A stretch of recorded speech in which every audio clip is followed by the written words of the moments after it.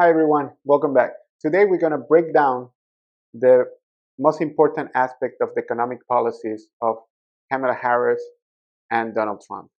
Both of their economic policies are very distinct from each other. And in this video, we're going to talk also about how it could affect your wallet if you are low, medium, or high income earner, as well if you're a business owner, or if you're a small entrepreneur or a large corporation. However, if you stay until the end, I'm going to give you 5 financial principles that you need to focus on that will help you prevent any type of negative effect on depending on the plans of whoever becomes the winner and the next president of the United States. But first, if you're new to the channel, welcome. I am Bill. I have more than 10 years in corporate finance experience working for a Fortune 500 company. I have also a major in finance with a minor in accounting and an MBA in data mining and statistical analysis. And I became net worth millionaire before my age of 40. The goal of this channel is to help you achieve your financial goals by giving you knowledge and also some tips that have worked for me in the past. And hopefully you will become net worth millionaire or whatever goal you have, you will be able to achieve. So that is my commitment to you guys. So let's talk about Kamala Harris' economic plan. The two main things related to taxes that I was able to gather from her plan, and the ones that I think will affect the most people, is one, she plans to increase the corporate tax rate from 21% to 28%. Also, she wants to increase the tax brackets for anyone who earns $400,000 or higher. So those are the two main characteristics that she focused on, increasing taxes. So as you guys can tell, the taxes will not be increased for middle to low income. Her focus is more into taxing the large corporations and also high earners. Another important area in her economic plan is the affordability and consumer protection. And that area focusing, she wants to cap the prescription drugs at 35, especially for insulin.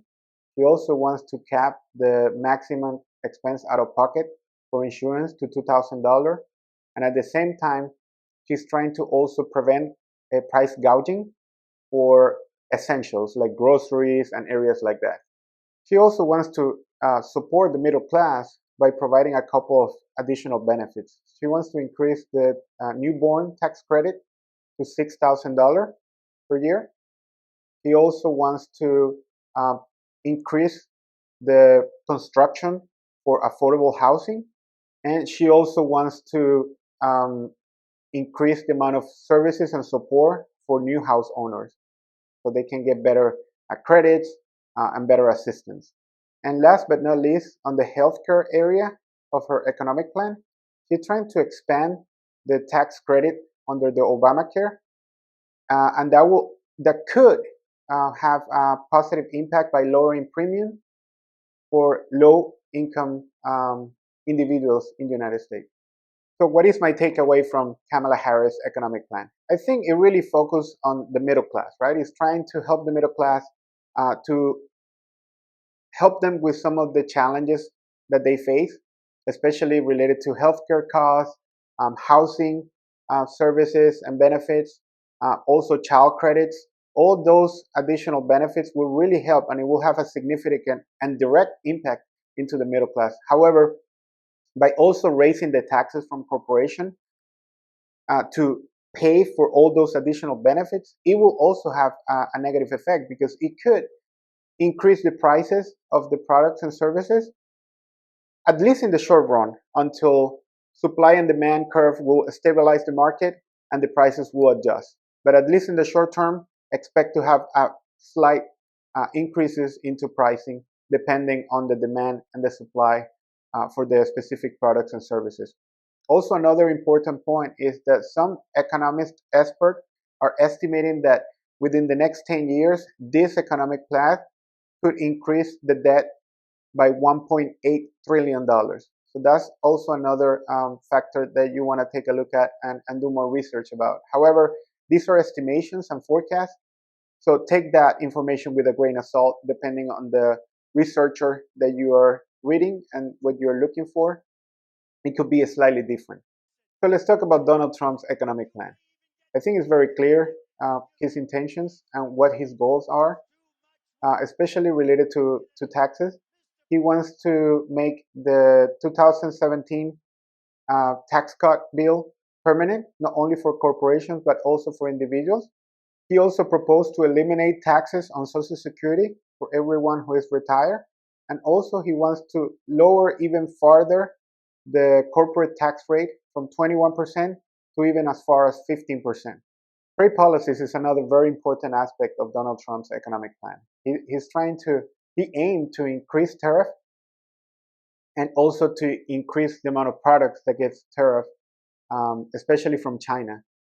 So he thinks that by increasing the amount of tariff, he will help to reduce the reliance on foreign products and also will stimulate companies to increase production within the United States. He also has some work incentive programs. Like, for example, he wants to eliminate federal taxes for all tipping. So he is trying to stimulate the service industry by eliminating federal taxes on tips. That will have a significant effect on the middle to lower class individuals who earn most of their livelihood by tips. So, what is my take on Donald Trump's economic plan? I think the middle class will see some very small benefits, especially if he's able to extend the 2017 tax bill. That will have some small impact. However, if Donald Trump is able to increase not only the products that come to the United States, but also the amount of tariff that he's able to impose into other countries, especially from China, that will increase the price of everyday items that we purchase on a daily basis. And that will most likely offset the small benefit that we will get from his economic plan. At the same time, the big winners out of his economic plans will be large corporations and very, very wealthy individuals. And what I mean very wealthy is people who earn most likely more than $500,000 a year, and that most of their incomes most likely are coming from passive income, like investments, also large corporations. Those will be the real big winners. Another very important topic that I want to mention is that there is a lot of economists out there that they're predicting that this economic plan could have a negative effect. It will raise the tax ceiling within the next 10 years of $5.8 trillion. Again, just like I mentioned with candidate Harris, these are just estimates, and you will be able to find a slightly different information depending on the research that was done. But most likely is what I was able to find, that most economists agree that Donald Trump's economic plan will have a much, much higher debt ceiling increase than the economic plans from candidate Harris. At the end of the day, both of the financial plans offer advantages and disadvantages depending on your income and also on your financial situation. However, none of these economic policies should derail your overall financial goals if you follow these 5 simple steps. So, step number 1, the importance of delayed gratification and living below your means. Delayed gratification and living below your means is a very, very important financial behavioral areas that you need to have in order to set up your foundations for your financial goals. Remember, the goal of this channel is to give you the best information possible that I know that has worked for me in order for you to achieve financial success. And I believe that part of my success has been because I am very good at saving. But why do I save so well? Is because I delay gratification. I don't get into debt in order to buy something today. I think about it many, many times before I make a significant purchase. So remember, the goal is you need to make the tough choices today, so then you can have financial freedom and stability tomorrow. Step number 2, set up a budget.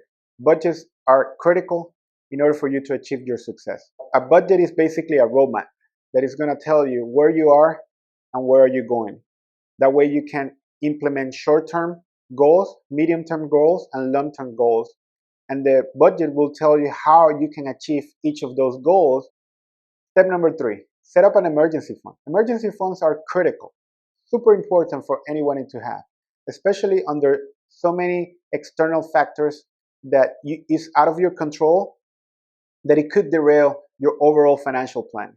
It doesn't matter if candidate Harris wins or candidate Trump wins, and if any of the two economic plans get implemented fully or not. If you have an emergency fund, that will pretty much protect you of any negative effect that any external uh, circumstances could affect you. Also, just not talking about the economic plans presented by the two candidates. Also, if you have any type of medical bill, or your car breaks down, as an emergency fund, it really saves you and protect you from all those external factors that it could really derail your overall financial goal. Step number 4, eliminate all high interest debt. This is critical. If you live below your mean and you delay gratification, if you have a budget, and if you have an emergency fund, there is no reason why you should have high interest debt. You need to eliminate all high interest debt, and the budget and your emergency fund will help you to achieve that, especially your budget. Your budget will give you the roadmap of how can you save, how could you pay all that debt in the most efficient way possible, so you can increase your overall cash flow and the ability for you to save more money on a monthly basis. So very important, eliminate all high interest debt.